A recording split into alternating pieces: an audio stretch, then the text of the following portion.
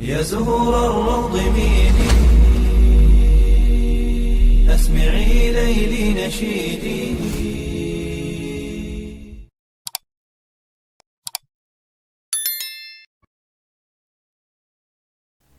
Assalamualaikum warahmatullahi wabarakatuh.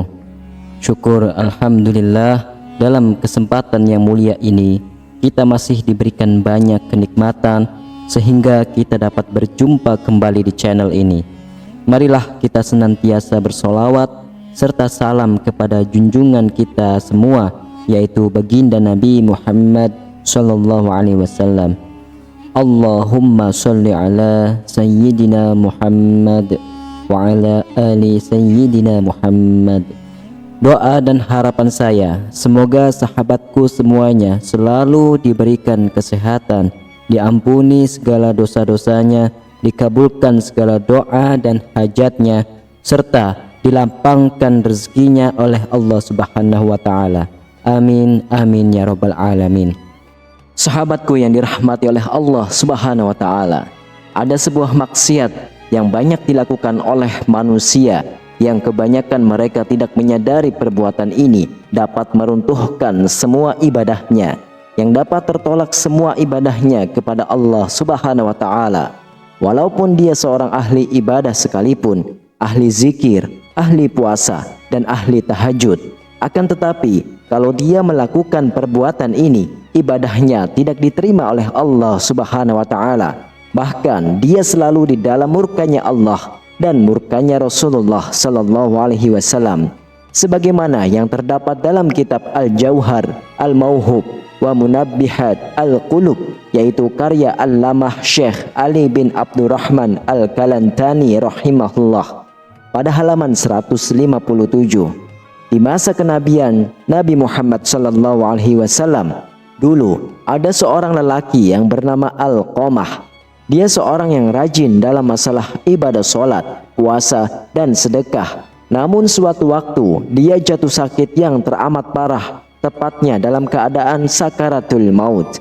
Namun entah kenapa Alqamah yang taat itu kesulitan untuk melafalkan kalimat La ilaha illallah, hingga sang istri meminta tolong kepada seseorang untuk menemui Rasulullah untuk menyampaikan pesan tentang keadaan suaminya pada Rasulullah sallallahu alaihi wasallam.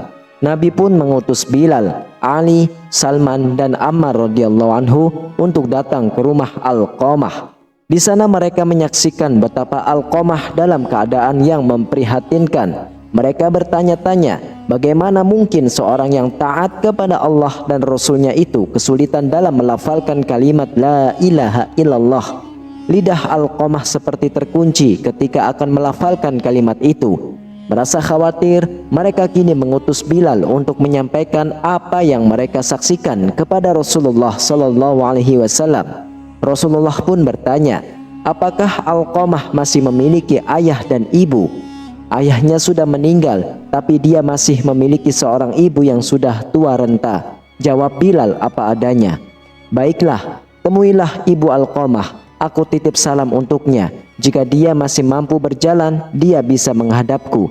Jika tidak bisa, maka aku yang akan ke sana. Rasulullah menyuruhkan itu kepada Bilal bin Rabah.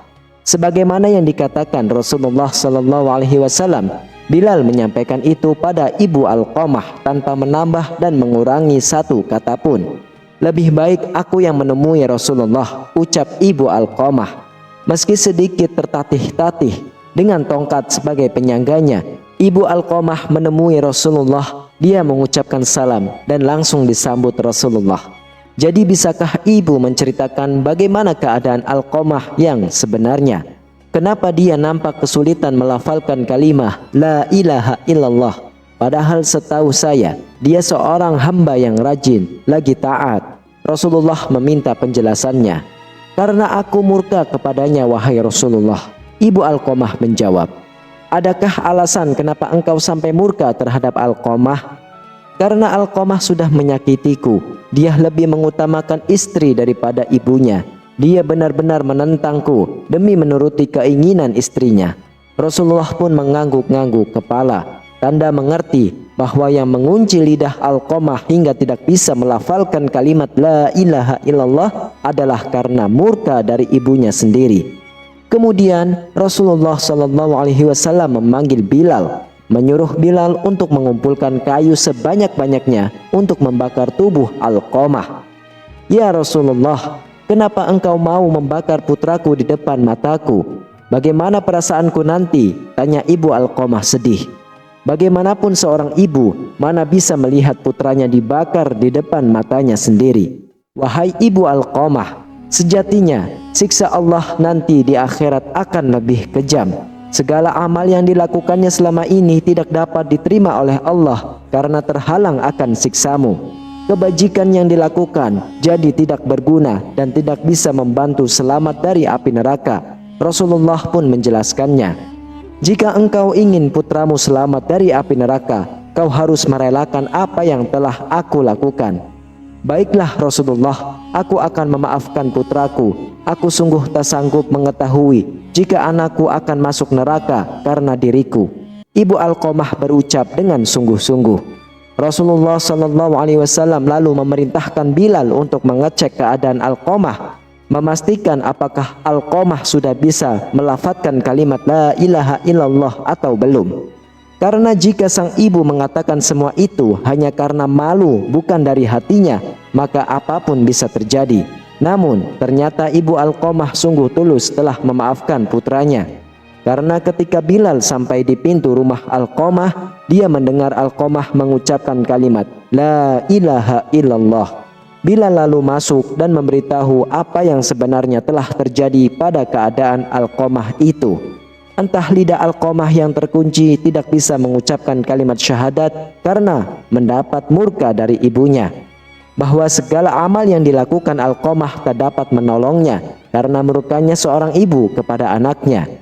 Dan hari itu setelah ibunya memaafkan Alqamah, dia pun kembali ke rahmatullah. Dia lalu dimandikan, dikafani, dan disolatkan oleh Rasulullah SAW. Setelah dikuburkan, Nabi Muhammad SAW berkata, "Wahai sekalian kaum muhajirin dan ansor, barang siapa yang melebihkan istrinya daripada ibunya, dia akan mendapatkan laknat dari Allah dan para malaikat dan sekalian manusia. Allah tidak akan menerima amalnya sedikit pun kecuali kalau dia mau bertaubat dan berbuat baik kepada ibunya serta meminta ridhonya. Karena ridhonya Allah tergantung pada ridhonya dan kemarahan Allah tergantung pada kemarahannya." Sahabatku yang dirahmati oleh Allah, inilah dosa yang sangat besar yang dapat tertolak semua ibadah-ibadah yang lain, yaitu tidak mendapatkan keridhaan dari kedua orang tua, durhaka kepada ibu dan durhaka kepada ayahnya. Pada akhirnya kita semua memohon kepada Allah Subhanahu wa taala, semoga Allah menyelamatkan kita semua, menyelamatkan orang-orang yang kita cintai dari termasuk ke dalam golongan orang yang durhaka kepada kedua orang tua. Amin, amin ya rabbal alamin. Semoga kisah ini menjadi pelajaran dan ikhtibar untuk kita agar lebih menyayangi dan mengasihi kedua orang tua kita. Demikianlah, hanya ini yang bisa saya sampaikan. Semoga bermanfaat. Wallahu a'lam bishawab. Wassalamualaikum warahmatullahi wabarakatuh.